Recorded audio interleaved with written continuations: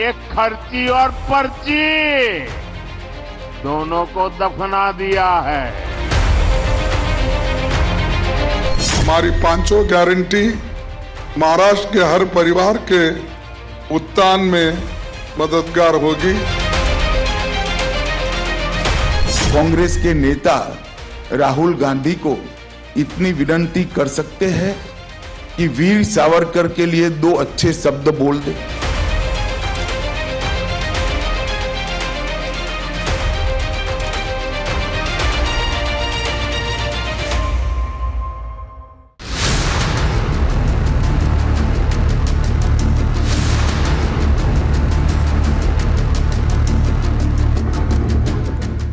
नमस्कार, आपके साथ मैं हूं करुणा शंकर शर्मा और आज हमारा शो गोदावरी के तट से। और क्योंकि ये है नासिक, जिसे धर्मनगरी कहा जाता है, उत्तर महाराष्ट्र की बात करें तो नासिक को दिल कहा जाता है। लगातार चुनावी बयानबाजियां जैसे जैसे चुनाव करीब आ रहा है बहुत तेज हो रही है। अगर बीजेपी की तरफ से संकल्प पत्र जारी करके महाराष्ट्र के विकास नामे का जिक्र किया जा रहा है तो वहीं महाविकास आघाड़ी की तरफ से भी गारंटी दी जा रही है। आखिर किस पर जनता को विश्वास है और इसके अलावा यहाँ के मुद्दे क्या है, बेरोजगारी से लेकर इंडस्ट्री, विकास, किसानों, हर एक मुद्दे पर बात होगी। यहां पर मौजूद जो नासिक की शानदार जनता है, जोरदार तालियों के साथ आप बता दीजिए आखिर नासिक की जनता में कितना जोश है, क्योंकि आपके जो सवाल होंगे इसका जवाब वहां पर बैठे हमारे नेता देंगे। तो आपको बता दें कि आज के मुद्दे क्या है, लेकिन आप देखें सबसे पहले आज मुद्दे की शुरुआत हम कर रहे हैं। बात करेंगे बीजेपी के संकल्प पत्र की। जी हां, 25 सूत्रीय संकल्प पत्र जारी किया गया।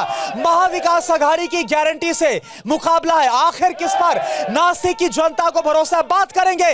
इसके अलावा महायुति में चुनाव के बाद सीएम के चेहरे पर फैसला होगा, क्योंकि इसका इंडिकेशन अमित शाह के बयान से निकलकर सामने आया है। महाआघाड़ी का सीएम चेहरा कौन है, क्या वहां पर भी पेश है, बात इसकी भी होगी।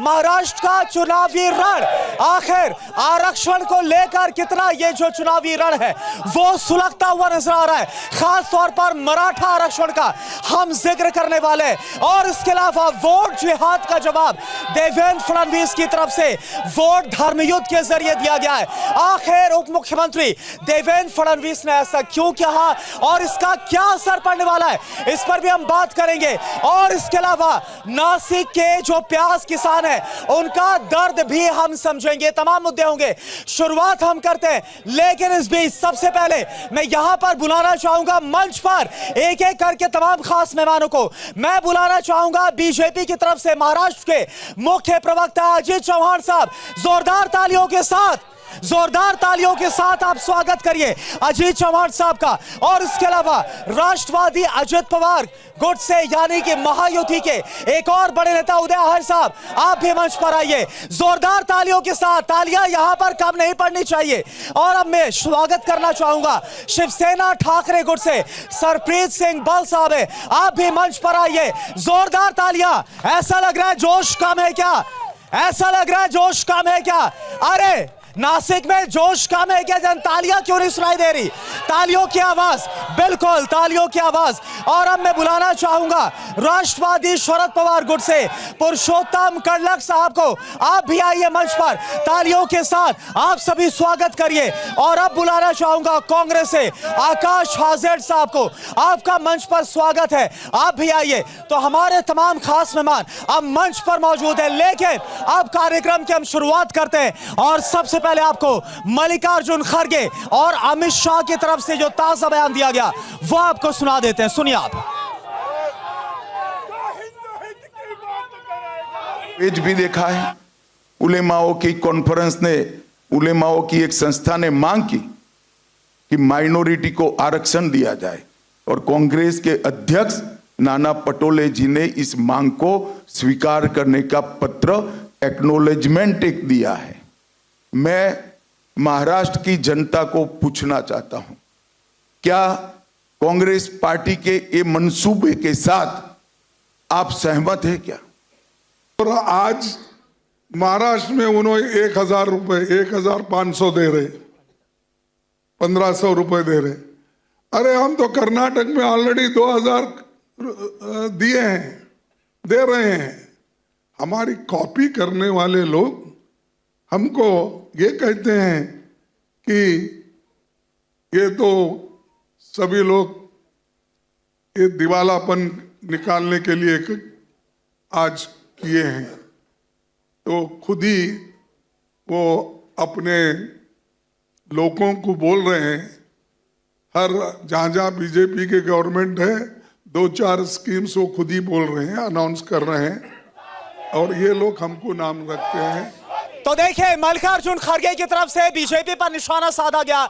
जो लगातार जो बयान है वो महाविकास की गारंटी को लेकर दिया जा रहा है। इसके अलावा जिक्र हम आरक्षण का भी करेंगे, क्योंकि जिक्र किया गया अमित शाह की तरफ से अल्पसंख्यकों को लेकर जो आरक्षण का वादा नाना पटोले की तरफ से किया गया। लेकिन जो सबसे पहला मुद्दा है इसका हम रुख कर रहे हैं, क्योंकि बड़ा सवाल यह है, बीजेपी ने आज संकल्प पत्र जो जारी किया 25 सूत्रीय, और इस पर मुकाबला है महाविकास अघाड़ी की गारंटी के साथ।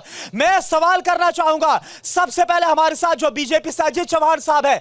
25 सूत्रीय संकल्प पत्र आज बीजेपी की तरफ से जारी किया गया, और सबसे बड़ी बात उसमें यह बोली गई कि यह महाराष्ट्र का विकासनामा है। लेकिन मैं सवाल यह कर रहा हूं कि नासिक से, यहां से 3 विधायक आते हैं बीजेपी के, नासिक का विकास हुआ क्या?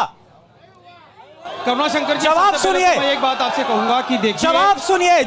नासिक का विकास, मैं आपसे कह रहा हूं, नासिक का विकास हजारों करोड़ रुपए नासिक के विकास के लिए लाए। नासिक संरक्षण विभाग के उत्पाद की राजधानी बनने वाला है देश का।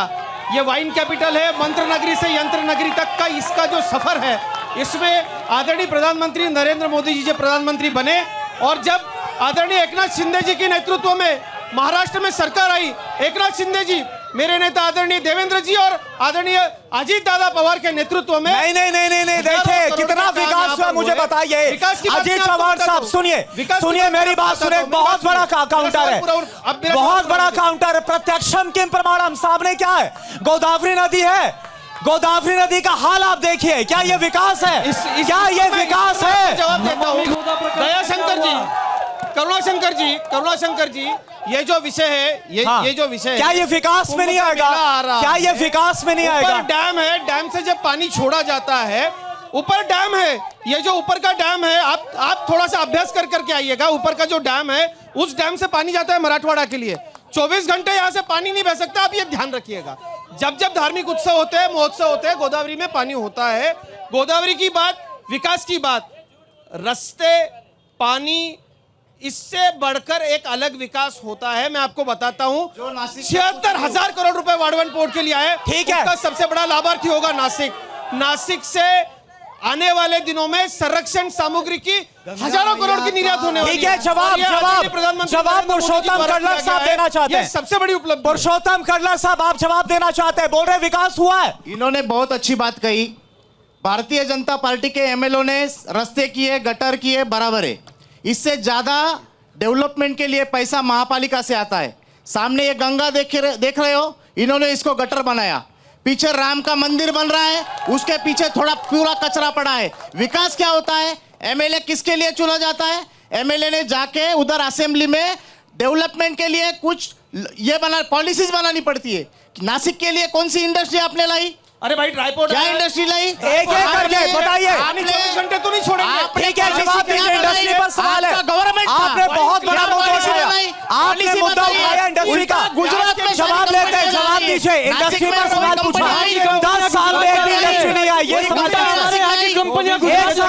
एक साथ ही आप बताइए। देखिए, बीजेपी सवाल, राजनीति के लिए राजनीति नहीं होनी चाहिए। करुणाशंकर जी देखिए, यहां से पानी जाता है मराठवाड़ा के लिए। जब त्योहार होते हैं, सारी चीजें होती है, इनके राज्य में भी यही स्थिति थी, पानी छोड़ा जाएगा। नहीं, अजीत चौहान साहब आपने सुना नहीं? वो बोल रहे हैं 10 साल से कोई इंडस्ट्री नहीं आई। यहाँ पर इंडस्ट्री कहाँ, क्यों नहीं आई? क्या हो गया? सुन लीजिए, आपने सवाल पूछा भाई। एक साथ नहीं सुन लीजिए। आपने मुद्दा उठाया, ट्राइपोर्ट लाया। प्याज के लिए इनकी सरकार जब से थी, निर्यात बंदी के बाद भाई, जो शाश्वत उपाय प्याज के ऊपर, सोयाबीन के ऊपर, एमएसपी को लेकर केंद्र सरकार ने किए हैं, क्या इनकी सरकार ने वो किए? नहीं किए।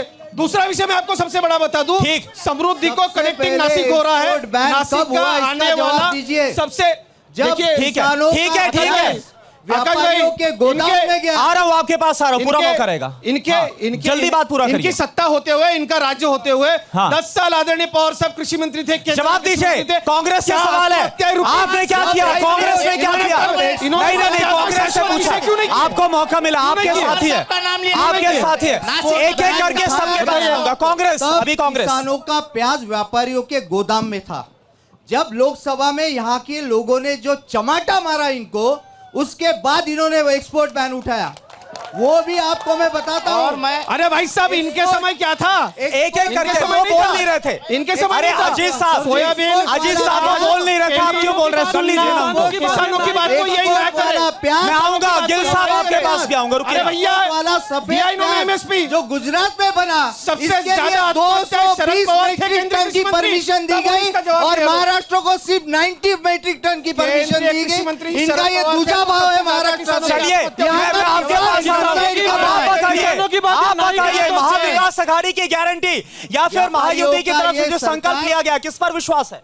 मुझे तो पहले लगता है महाविकास आघाड़ी का जो एमएलए चुना जाएगा, वो पहले नासिक की तरुण पीढ़ी जो है बिगड़ी जा रही ड्रग्स सिटी में है, वो पूरी तरह से अच्छे तरह। क्या बीजेपी के संकल्प पत्र पर विश्वास है? विकास की बात कही जा रही है। विकास की बात होनी चाहिए और जो आज तक जो 10 साल में विकास हुआ है वही कंटिन्यू होना चाहिए, नहीं तो जो लोग आएंगे उन्होंने भी वैसा विकास हुआ है, विकास हुआ है। किसने किया विकास? किसने किया? विकास हुआ है, 50% हुआ। किसने किया? मेरा सवाल है, किसने किया? महायुति या महाविकास? उद्धव ठाकरे जी जो है, जो थे। केंद्र से आया है संकल्पना, वो इन्होंने नीचे। किसकी बात पर आपको विश्वास है? किसी के बात पर विश्वास नहीं है। एमडी का विकास हुआ है, एमडी के कारखाने नासिक में निकले हैं यहाँ पर। और आपको किस पर विश्वास है? महाविकास आघाड़ी पे। आप बताइए सर, महाविकास आघाड़ी पे 1-2 मिनट मुझे बोलने दीजिए। सर, यहाँ पर विकास नहीं हुआ, ये बकास हुआ है, यहाँ जंगल राज हुआ है। यहाँ के एमएलए पुलिस स्टेशन में जाके गोलियां चला रहे हैं, ऐसा विकास यहाँ पर हो रहा है। मैं जवाब लूंगा, आप बताइए क्या बोल रहे हैं? विधानसभा में हमारी जो आमदार है महायुति की देवयानी फरंदे, इन्होंने कई बार एमडी ड्रग्स के बारे में, ड्रग्स मुक्त नासिक हो उसका आवाज उठाया है। और कौन है इसके लिए जिम्मेदार? कौन है इसके लिए जिम्मेदार? सलीम कुत्ता के साथ इनके नेता लोग वो बैठते हैं। ठीक है, आप क्या बोल रहे हैं? बात किसानों की हो रही है, बात किसानों की हो रही है। किसानों का प्याज आज जिस तरह इन्होंने 6000 क्विंटल बढ़ाया है, ऐसे बोल रहे हैं, कल तक ये किसानों का प्याज इन्होंने एक्सपोर्ट किया नहीं। क्यों? इनको व्यापारियों को पूरा प्याज डंप। किससे आपका सवाल है? ये बीजेपी वाले। जवाब दीजिए, चौहान साहब जवाब दीजिए, जवाब दीजिए। देखिए, मैं आपको एक बात बता दूं, मैंने इसके पहले भी कई कार्यक्रमों में कहा है कि प्याज का जो विषय है। जी, एक बार इनका सवाल था, जवाब ले लेते, आ रहा हूं। ये मेरे एक सवाल का जवाब दे दे। ये सारे लोग यहाँ पर हाँ। बैठे हैं, ये फेक नैरेटिव। रुकिए ना, जवाब सुनिए ना। ये फेक नैरेटिव सेट करने वाले लोग हैं। की आंखों में ये प्याज के आंसू लोक प्रतिनिधियों पर उनको बोलने दीजिए ना। किसानों के आंसू अरे मैं हैं। गुजारिश कर रहा हूँ, जिससे सवाल पूछा जाए वो सफाई दे रहे हैं, उनको देने दीजिए, फिर आपके पास भी आऊंगा। 2 और पैमान है, सच पचाया नहीं जा सकता। रुकिए ना, एक साथ नहीं, मैं आऊंगा गिल साहब। सच तो ये भी है कि सबसे ज्यादा किसानों की आत्महत्याएं शरद पवार जी कृषि मंत्री थे, तो उनकी कालावधि में हुई है। उसका जवाब ये लोग दे दे। क्या रोड था, क्या नासिक के लिए, क्या किया नासिक के लिए इन लोगों ने? डाइवर्ट कर रहे हैं। ये बात को डाइवर्ट नहीं कर रहे। मेरी बात शरद सुनिए। पवार और प्याज पे बोलता हूँ अभी। मैं आपको एक बात चलिए, वो काउंटर कर रहे हैं, बताइए आप काउंटर कर रहे हैं। शरद पवार को उनकी तरफ से काउंटर बोलिए। आपने बड़ी बात कही है, बताया सबसे ज्यादा आत्महत्या इनके वक्त में हुई है, बताइए। मैं उसको एक एक जवाब दीजिए, कटलक जी आप जवाब ये दीजिए। आत्महत्या का फिगर है, ये मैजिक फिगर के बारे में बाद में बात करता हूँ। हाँ। 2009 में प्याज के ऊपर 14% एक्सपोर्ट ड्यूटी बढ़ाई गई थी। पवार साहब नासिक में आए, उनको किसानों ने घेरा गया मनमाड़ में। पवार साहब तब कृषि मंत्री थे। पवार साहब ने किसानों की जो भी मांगे घेरना थी वो पड़ा ना सुन ली। किसानों को, तब भी घेरना पड़ा 2009 था। में पवार साहब ने तब भी किसानों तुरंत को यहाँ घेरना ही पड़ा था। तो शरद अभी पवार जी आपने ने बात क्यों की, नहीं मैं कर दिया? आपको सुन लेते हैं ना, सुन लेते हैं। मैं बात छेड़ सुन रहा लेते हैं, सुन लेते हैं। बात छेड़ रहा हुआ था। 40% की बात एक बात नहीं कि होगा। शरद पवार को घेरा गया। चौहान साहब, भाई साहब हर बार अरे घेरा गया, चौहान साहब, बराबर पड़ती है। घेरा गया। वैसी मैं मेरी दिक्कत आप समझिए ना। घेरा क्यों गया? मेरी दिक्कत आप समझिए ना। घेरा हुआ था। मेरी दिक्कत समझिए। आप एक साथ बोलेंगे तो कैसे होगा? दो मेरे मेहमान अभी शामिल हैं। आप बोलिए, फिर गिल साहब के पास एक्सपोर्ट बोलिए। ड्यूटी बढ़ाने के बाद उनको घेरा गया। हाँ। 14% 1-2 महीना ही हुआ था। साहब यहाँ पे आए, यहाँ पे प्याज का जो हब है एशिया कंट्री में सबसे बड़ा है साहब। यहाँ आने के बाद ही किसानों ने मांग की, क्योंकि दिल्ली में जब बैठते हैं ये लोग वहाँ पे खाने वालों के लिए प्याज की बात करते हैं, तो 14% था। नहीं पवार साहब ने यहाँ पे ओझर में मैं आपको एक बात प्लेन बुलाया, प्लेन से वो 5 बजे मुंबई में गए। अच्छा सरप्रीत जी, बहुत देर से हमारे दो मेहमान छूट गए, मैं उनके पास आ रहा हूँ। मेरा सवाल आप सुनिए, जेल साहब मेरा सवाल है, बोलिए। ये बिलोंग करते हैं। अच्छा ठाकरे पक्ष को सुन लेते ना, आपके सहयोगी है। जेल साहब बोलिए आप। एमएसपी को लेके पूरे देश भर से किसान दिल्ली गए थे, 700 किसान एक साल भर में मरे थे, पर उसके ऊपर से क्या किया? मैं आ रहा हूँ, आपके पास आ रहा हूँ। 700 किसानों की जान गई, उस पे इनको कोई एक साल बाद प्रधानमंत्री जी प्रेस कॉन्फ्रेंस लेते हैं और बोलते हैं कि हम 3 हमारे काले कानून पीछे लेते हैं। जवाब दीजिए आप, अब गठबंधन में जवाब दीजिए, सुन लेते हैं ना एक एक करके, हमारे मित्र उनको भी सुनना जरूरी है। शरद पवार साहब के पूरे इस पे सबसे ज्यादा खुदकुशियां किसानों ने की है। मैं ये बात आपको याद दिलाना चाहता हूँ इस मंच से। ये यही नासिक जिला है जिस नासिक जिले से शरद पवार जी पर कांदा के किसानों ने प्याज बरसाए थे। ये यही नासिक जिला है। ये क्या बात कर रहे हैं? ये क्या बात कर रहे हैं? किसानों के 6 महीने पहले इनके भाषण देखिए, 6 महीने पहले पवार साहब की तरफ से भाषण कर रहे थे। चलिए आप अगले मुद्दे का रुख कर रहे हैं। चलिए ठीक है, किसानों पर किसने क्या किया? आप कुछ बोल रहे हैं, फिर मैं अगले मुद्दे पर यहाँ जवाब सुनिए। वो कुछ बोल रहे हैं, वो खुद एक किसान है, बोलिए। हमारा नल का बाजार बंद करो, सीधी बात सुनो। ये जो किसानों की बात है, किसानों के लिए शरद पवार साहब ने क्या किया है? 70,000 कोटी का कर्ज माफी दिया है।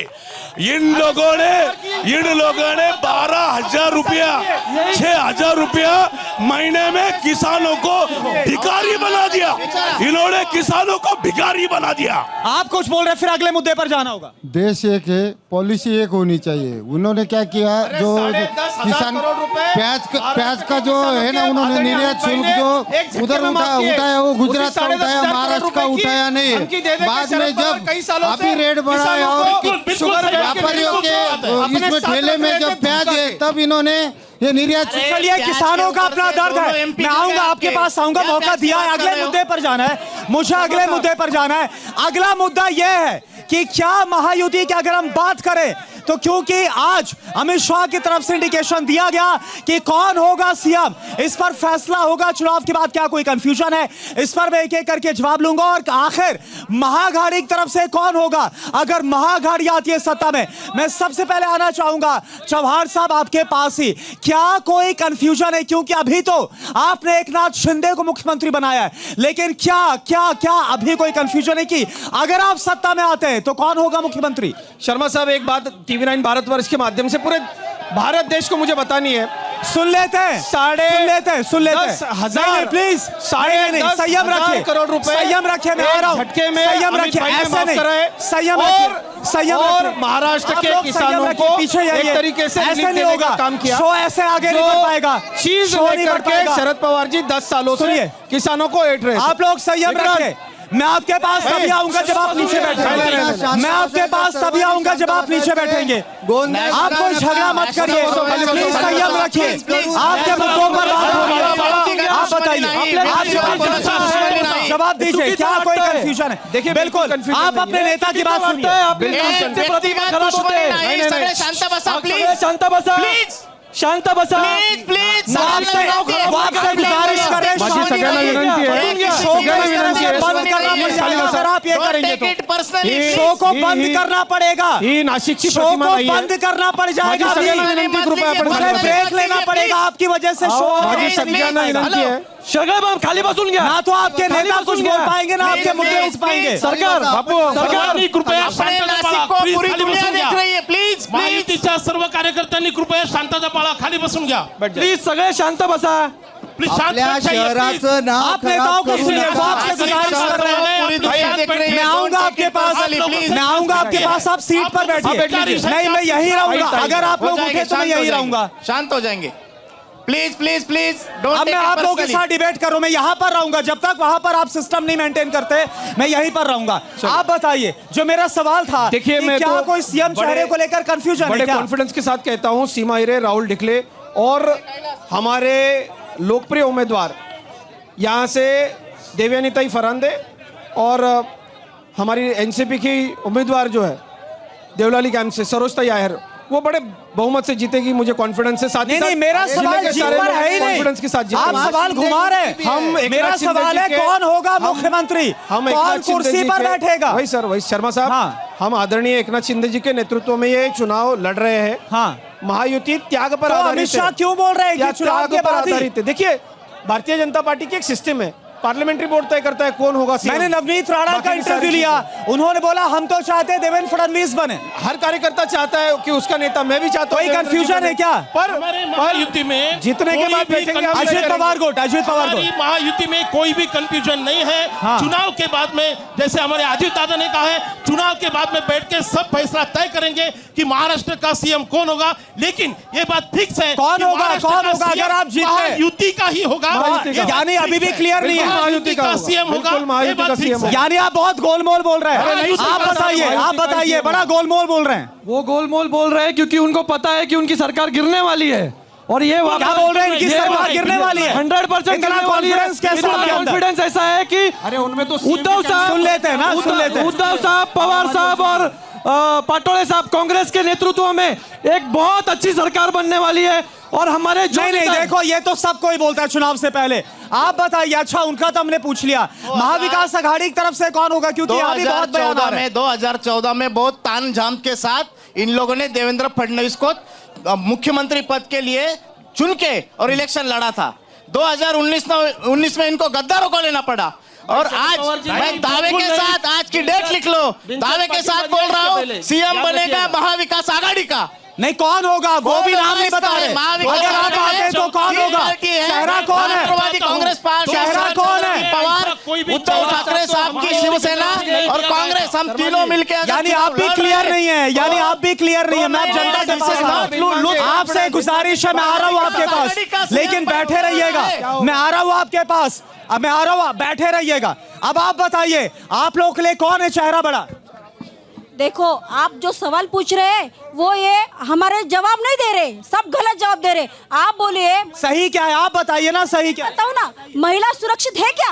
अरे ये तो इनकी सरकार तो सिर्फ फोड़ा फाड़ी में लगी है। हम इसके बारे में बोल रहे हैं? हम देवेंद्र फडणवीस सब महायुति के बारे में बोल रहे हैं। महिला सुरक्षित है क्या? हम ये सब फोड़ा फाड़ी कर रहे हैं। जवाब दीजिए, महायुति जवाब दीजिए। देखिए, मैं महिला सुरक्षा और बोल रहे हैं कि आपने फूट की है, फूट डाली है। वो मेरी बहन राजनीतिक कार्यकर्ता है, तो मैं नहीं, सवाल पूछने का हक उनका भी है। मैं बड़े सवाल आदर के पूछा, साथ- एक महिला है वो। मैं बड़े आदर के साथ उनको जवाब देना चाहता हूँ कि ताई, अरे आपके पास आऊंगा जब मैं। आपकी सरकार थी तो कितने केसेस हुए? हमारी सरकार, देखिए, जब यहाँ आंकड़ों में लगे, महाविकास आघाड़ी और कांग्रेस की सरकार आती है, दलित, आदिवासी और महिलाओं पर अत्याचार बढ़ते हैं। ये हमारा नहीं है, इंटरनेशनल संस्था। अच्छा, इतना सब कुछ आप बोल रहे हैं, मेरा एक सवाल है। इतना सब कुछ आप, एक सेकंड, फिर से आप शोर कर रहे हैं, आप फिर शोर कर रहे हैं। मैं आ रहा हूँ ना, मेरा एक सवाल का जवाब दीजिए। सीएम का चेहरा कौन है? सीएम का चेहरा कौन है, बता दीजिए। आप बहुत बोल रहे हैं, हर एक सवाल का जवाब, लेकिन सीएम का चेहरा कौन है महायुति की तरफ से, वो बताइए ना, एक क्लियर कट नाम बताइए ना। सभी संजय राउत को महायुति, आप संजय राउत का, आप महाविकास आघाड़ी का जिक्र कर रहे हैं। अरे भाई साहब, मैं वही बोल रहा हूँ। मैं आपसे सवाल कर रहा हूं, आप उनके पास जा रहे हैं। महायुति की तरफ से, इनकी फैमिली पार्टी है। महायुति की तरफ से मैं सवाल का जवाब देना चाहूंगा। अच्छा, कांग्रेस, आप बता सकते हैं महाविकास आघाड़ी का चेहरा कौन है? आप बता सकते हैं? महाविकास आघाड़ी के चेहरे कांग्रेस की एक जल्दी बताइए, जल्दी बताइए, जनता के सवाल कमेटी होती है। राष्ट्रवादी कांग्रेस शरद चंद्र पवार साहब का नाम ये बताएंगे। शिवसेना, आप पहले उनको अपोजिशन लीडर कौन बनेगा उसका नाम पूछिए। अपोजिशन लीडर कौन बनेगा उसका नाम पूछिए। सवाल है आपका, पूछिए। इनकी पिछली बार सुनिए प्लीज, बहुत ध्यान से। अब देखिए, जनता के पास आ रहा हूं, शांति रखिए। कभी डिप्टी सीएम बन जाते हैं। 5 साल बीजेपी की सरकार थी पीछे, 5 साल मुख्यमंत्री फडणवीस साहब थे, उन्होंने नासिक दत्तक लिया था। नासिक में क्या किया? और बोलती है स्मार्ट सिटी। स्मार्ट सिटी का मतलब क्या है, उनको पूछो। नासिक में जो अभी गुनहगारी बढ़ी है, ये सब इसका सबकी कारण ये बीजेपी वाले हैं। अभी ये जो गुंडागिरी करे ये भी सब बीजेपी वाले हैं। यानी आप बोल रहे हैं स्मार्ट सिटी घोषित करने से कुछ नहीं होता, काम करना होता है। जवाब दीजिए। सिटी में सिर्फ कंक्रीट पूरी दुनिया में अरे गिल साहब, सवाल उनसे है, सवाल बीजेपी से। मैं आऊंगा आपके पास, जवाब दीजिए। बात करते हैं दाऊद इब्राहिम का जोड़ीदार सुन लेते हैं ना। अरे स्मार्ट सिटी के बारे में बोलिए भैया। स्मार्ट सिटी कहाँ दाऊद इब्राहिम जा रहे हैं? स्मार्ट सिटी के बारे में काम चल रहा है इधर मुस्लिम उन्हें सुनिए, फिर जाना पड़े। मैं आ रहा हूँ आपके पास, आप गुस्सा मत होइए, बोलिए आप। ड्राई पोर्ट्स के सारे काम चल रहे हैं। अरे भाई साहब, ये करते हैं गुंडागर्दी। इनका उम्मीदवार दाऊद इब्राहिम का जोड़ीदार सलीम अरे कुत्ता के स्मार्ट सिटी के बारे में मुद्दा आप क्या उठाएंगे? आपका सवाल क्या? बहुत बोलिए। महिला सुरक्षा के बारे में बोलिए। आप बोल रहे गुनहगारी, स्मार्ट सिटी के भ्रष्टाचार पे बोलिए। नहीं, थोड़ा सा कुछ भी आप बोलिए, बहुत सही। सलीम कुत्ता जिसने शिवसेना प्रमुख जी के शिवसेना भवन पे बम स्फोट कराया, उसके साथ डांस पार्टी की इनके जिला प्रमुख, इनके विधायक नासिक के। सवाल किससे? ठाकरे गढ़, पूरा महाविकास आघाड़ी। उतना ही नहीं, इनका जो बेटा है वो आज भी डोली मार के इसमें मौका लगा है, उसका जवाब आप दीजिए। गुनहगारी किसने बढ़ाई है? ये सब महाविकास आघाड़ी का किया कर रहा है। और एमडी ड्रग्स का विषय रहा, इनके महाराष्ट्र राज्य संगठक विनायक पांडे, इनके ड्राइवर ने ललित पाटिल जो ड्रग्स माफिया, उसकी गाड़ी गैरेज में लगाई थी, ये पुलिस के पास रही। मैं जवाब लेता हूँ, आप बोलिए, आप क्या बोल रहे हैं? फडणवीस साहब ने आज लाड़की बहन योजना की है, ये सारे इनकी सारी बहनों ने उसका लाभ लिया। आज जो बता रहे हैं ना, उन्होंने भी लाभ लिया है। जो बता रहे हैं उनको भी 1500 रुपए खाते में आए। आप क्या बोल रही हैं? आप क्या बोल रही हैं? ये बोल रहे हैं सलीम कुत्ता का और एमडी ड्रग्स के जो कारखाने हैं देवयानी फरांदे के एक करके शोर नहीं, शूटिंग नहीं, मुझे फिर वहां जाना पड़ेगा, मुझे फिर जाना पड़ेगा, मुझे फिर। आप एक महिला, आपका कोई सवाल है क्या? आपका कोई सवाल है? पूछा। मैं ऐसा नहीं कर सकते।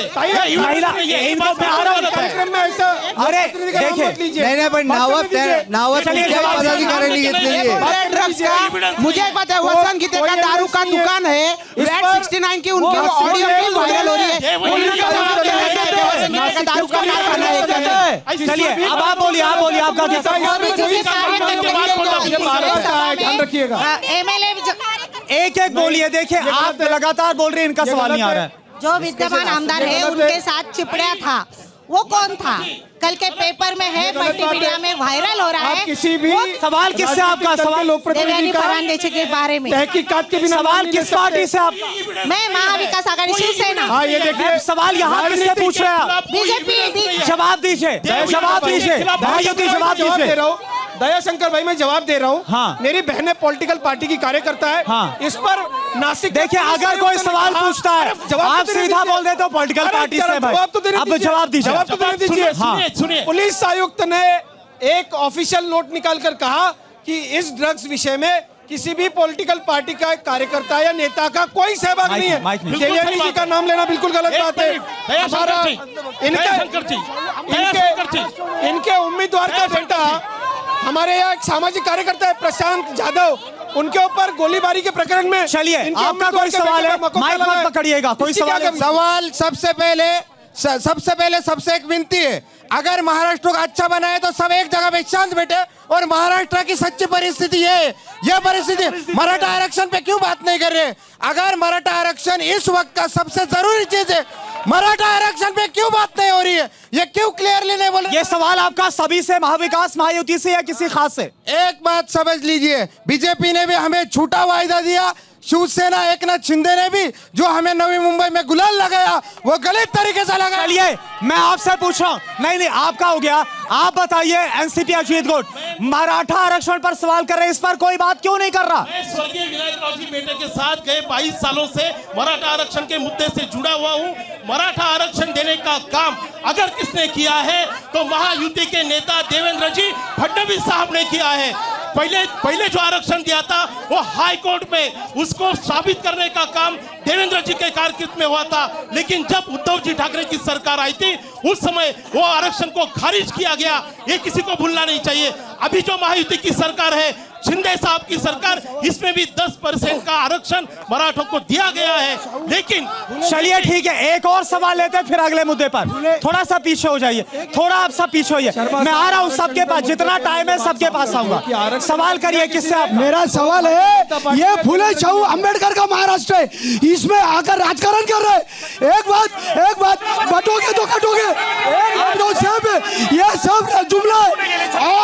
और उद्धव साहब का काम ईमानदारी से, मेरा सवाल बीजेपी से, बटोगे तो कटोगे, बटोगे तो कटोगे, क्या है? जो पार्टी मराठा, माइक छोड़िए, क्या बोल रहे हैं? जो पार्टी मराठों को लिख के देंगी हम आरक्षण देंगे, उसको ही मराठा वोटिंग करेंगे। चलिए एक एक करके बीजेपी जवाब दीजिए, मराठा आरक्षण पर मराठों को आरक्षण दिया। चलिए ठीक है, आपने बोलिए, आप बोलिए। मेरे भाई का सब एक एक करके मेरे भाई का मैं गलतफहमी दूर कर देता हूं। महाराष्ट्र में सबसे पहले मराठा आरक्षण देने का काम किया मेरे नेता आदरणीय देवेंद्र जी ने। भारतीय जनता पार्टी देवेंद्र फडणवीस ने मराठा आरक्षण दिया, सारथी दिया, अण्णासाहेब पाटील आर्थिक विकास महामंडल दिया, मराठों के लिए सिंहबाल साहब जल्दी से योजना दी। चलिए कई सारी उद्धव ठाकरे को आप बताइए, मराठा आरक्षण पर आपका स्टैंड क्या है? मराठा आरक्षण को मर्यादा बढ़ा के जो कोर्ट में टिकेगा ऐसा आरक्षण महाविकास आघाड़ी देगी। जो टिकेगा चौहान साहब, आप जब बोलते हैं कोई नहीं बोलता, जब आप बोलते हैं कोई नहीं बोलता, आप सब जरंगे पाटिल साहब को ये गाजर दिखाते कि आप देंगे, ये देंगे, ये लोग ठीक है। एनसीपी शरद पवार को अपना स्टैंड आप क्लियर करिए, झूठ बोल लीजिए ना, आपने सवाल किया। एनसीपी शरद पवार को जो है ये ब्रिटिश और हिटलर के रूल से चल रही है। इनको चाहिए कि महाराष्ट्र में सब लोग टूटे, डिवाइड एंड रूल का फॉर्मूला यूज कर रहे हैं। कभी मराठों को चेतावनी देते, कभी ओबीसी को चेतावनी देते। ओबीसी के सबसे ज्यादा लीडर पवार साहब के साथ थे, पवार साहब ने सबसे ज्यादा ओबीसी को न्याय दिया। और मराठा आरक्षण में अभी स्टेटमेंट किया है पवार साहब ने, अगर कोर्ट में टिकट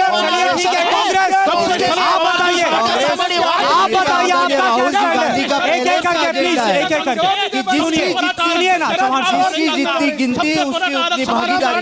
ये राहुल गांधी जी का पहले से एजेंडा है, हम मानते हैं। राहुल जी ने जो मांग लोकसभा में की है कि इस जो 50% की जो मर्यादा है, जो आरक्षण की मर्यादा है, उसको बढ़ा के, अरे आपने जिसकी एक एक करके चौहान साहब प्लीज, चौहान साहब जब आप बोलते हैं कोई नहीं बोलता, प्लीज। ये लोग बढ़ा देते, एकनाथ शिंदे को सीएम बनना पड़ा, देवेंद्र जी को जिसकी गिनती है उसकी भागीदारी होगी। और 50% से लेके ऊपर तक जितना आरक्षण बढ़ेगा वो पहले ही कांग्रेस के एजेंडा में ना। हम लोग मराठा आरक्षण को भी बढ़ावा देंगे और चलिए बढ़ावा देंगे, लेकिन अरे एक मिनट चलिए। छत्रपति शिवाजी महाराज के छत्रपति शिवाजी महाराज के मराठा आरक्षण, चलिए ठीक है। अरे अगले मुद्दे पर एक सेकेंड, मैं अगले मुद्दे पर आ रहा हूँ। अगला मुद्दा है देवेंद्र फडणवीस। मैं आ रहा हूँ, मैं बात हो गई है। देवेंद्र फडणवीस जो डिप्टी सीएम है, जो डिप्टी नरेंद्र मोदी साहब ने चर्चा हो गई, आपसे बात कर ली, प्लीज अगले मुद्दे पर आने दीजिए। देवेंद्र फडणवीस ने वोट जिहाद का जवाब वोट धर्मयुद्ध से देने का जो ऐलान है वो किया है। ये बात अमरावती में उनकी तरफ से कही गई है। तो ये जो बात है, ये जो वोट धर्म, वोट जिहाद, ये क्यों उछाला जा रहा है? मुद्दों से ज्यादा इन पर बात क्यों हो रही है, आप बताइए। शर्मा साहब, ये भारत की चुनाव पद्धति पर एक तरीके से आक्षेप है। कोई मुल्ला मौलवी आ जाते हैं फतवा निकालने वाले, वो कांग्रेस को कहते हैं कि हमारी ये मांगे मान लो, और तब करने के लिए मुद्दा नहीं होता, तब हिंदू मुसलमान की बात की जाती है। जब इलेक्शन आता है, मैं नासिक की बात करता हूँ। हम एक एक करके नासिक में पिछले 25 साल की बात करते हैं। आप क्या बोल रहे हैं? आप क्या बोल रहे हैं? जनता को मुस्लिम समाज सरकार हमारे मुसलमान भाइयों को बहनों को पालघर हत्याकांड पे कोई कार्रवाई नहीं की। अक्षय शिंदे 2 महीने में उसका हर्ष हो गया, पर इनके कार्यकाल में किसी को सजा नहीं हुई। मेरा सवाल आघाड़ी से है, पालघर हत्याकांड के वक्त आप किधर थे? साधुओं को रोड पे खींच, महिला सम्मान की बात आप करते हैं, महिला सम्मान के सवाल आपसे तो जल्दी हुआ है पालघर का। से के बताता बाद में आ रहा हूँ आपके हूँ। पास। मैं त्र्यंबकेश्वर से बिलोंग करता हूँ। त्र्यंबक से 30-40 किलोमीटर पे पालघर है। वो जो साधु वहाँ पे गए, वहाँ पे कोई कास्टिज्म नहीं हुआ था। 3 दिन पहले उधर चोर चलिए, आके आपका गए क्या थे सवाल है? बच्चों को जल्दी उठाने वाले। आघाड़ी से वहाँ सवाल पे- है, आपके संजय जी राउत आते हैं नासिक में सभा लेते हैं, नासिक के थोर पुरुषों के सभी के नाम लेते हैं। किससे सवाल है? किससे? संजय राउत जी महाविकास आघाड़ी से। जल्दी पूछे, टाइम कम है। उसमें हमारे धर्मवीर सावर जी का नाम नहीं लिया जाता है, ये शोकांतिका है। चलिए, जवाब दीजिए, जवाब दीजिए। ठाकरे गुट, जवाब दीजिए। हमारे पक्ष के जो कोई नेता है, उद्धव साहब से लेकर सारे नेता, हम स्वतंत्र वीर सावरकर जी के। आपने पूछ लिया, अब सुनते लीजिए। हमारे पक्ष का कभी भी स्वतंत्र वीर सावरकर जी को कभी भी। चलिए ठीक है, बहुत ही गर्मा गर्म बहस हुई है, बहुत ही गर्मा गर्म बहस यहाँ पर हुई है। आज के लिए बस इतना ही, और कल अब आपसे मुलाकात होगी शिरडी में, वहां पर आप मौजूद रहिएगा शाम 5 बजे, बड़ी बहस मेरे साथ। नमस्कार।